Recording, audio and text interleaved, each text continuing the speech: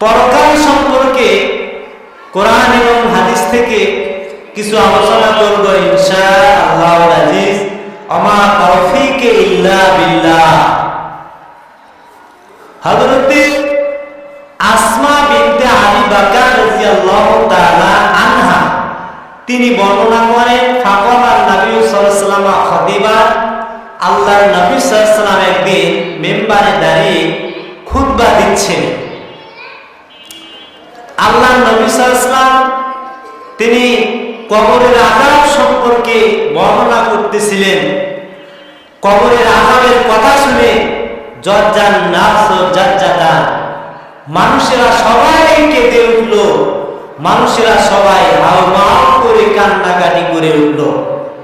আসমা বিনতে আবি বকর বলেন যে আমি যে মহিলাদের মধ্যে ছিলাম, পুরুষের মধ্যে পুরুষেরা এমন ভাবে কান্নাকাটি করতেছিল কবরের আযাবের কথা শুনে, কবরের শাস্তির কথা শুনিয়া এতই কান্নাকাটি করতেছিল, তাদের কান্নাকাটির শব্দের কারণে আমি রাসূলুল্লাহ সাল্লাল্লাহু আলাইহি ওয়াসাল্লামের কথাগুলি আর শুনতে পাচ্ছিলাম না।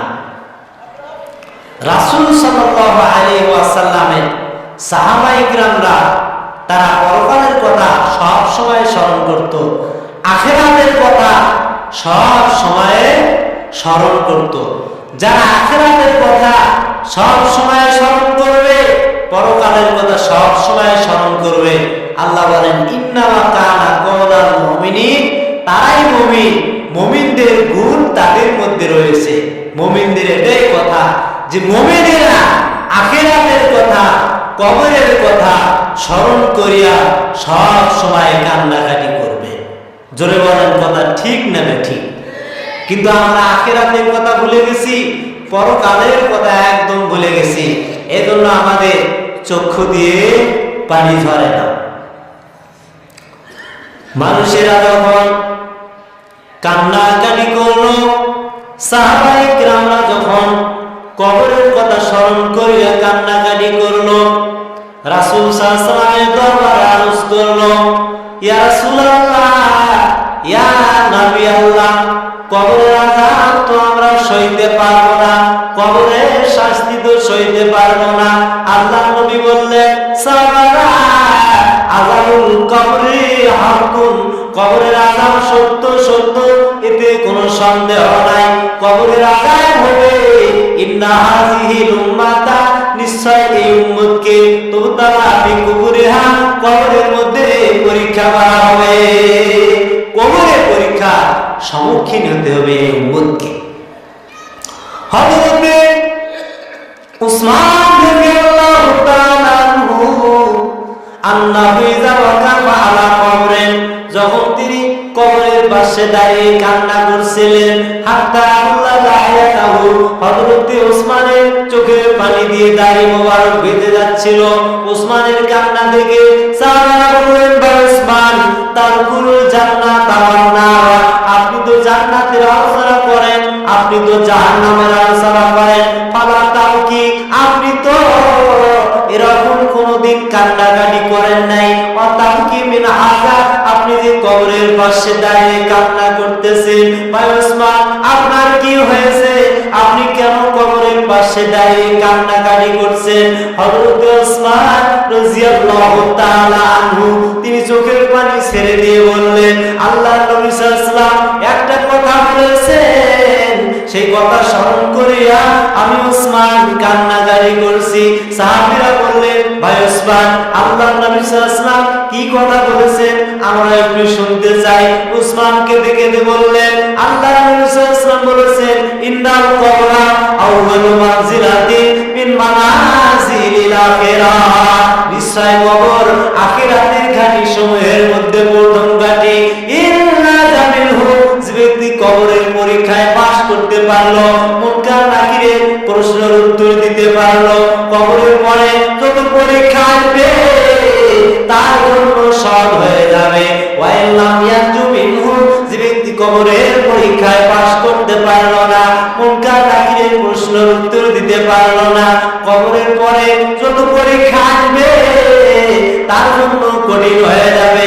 আল্লাহ নবী সাল্লাল্লাহু আলাইহি ওয়াসাল্লাম তাই বলেছেন, মা রাআইতু মানজিরান ইল্লা কবরান জামিনহু, কবর যে এত কঠিন জায়গা, কবর যে এত ভয়াবহ জায়গা আমি নবী কোনদিন দেখি নাই। হযরত ওসমান কেঁদে কেঁদে বললেন, কবর যে এত ভয়ঙ্কর জায়গা, কবর যে এত বিপদের জায়গা, তাই দেখিয়া আমি ওসমান কান্নাকাটি করছি, কবর দেখিয়া আমি ওসমান ডুকরে ডুকরে কান্নাকাটি করছি।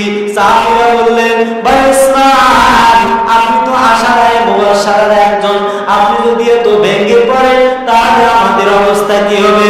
ওসমানকে দেখে বললেন, আমি যে আশারায়ে মুবাশশারার একজন, কথা ঠিক আছে ঠিক আছে, আমি ওসমান, আমি যখন কবরের পাশে দাঁড়াই, কবরের পাশে দাঁড়াইলে আমি যে আশারায়ে মুবাশশারার একজন, এই কথা আমার খেয়াল থাকে না, এই কথা আমার মনে থাকে না।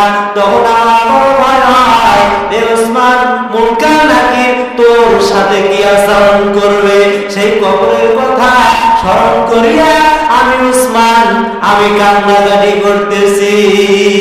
জোরে বলেন সুবহানাল্লাহ। আল্লাহ বলেন, ইন্নামা কানা কওলাল মুমিনিন, এটাই হলো মুমিনের গুনাগুণ, এটাই হলো মুমিনের বৈশিষ্ট্য।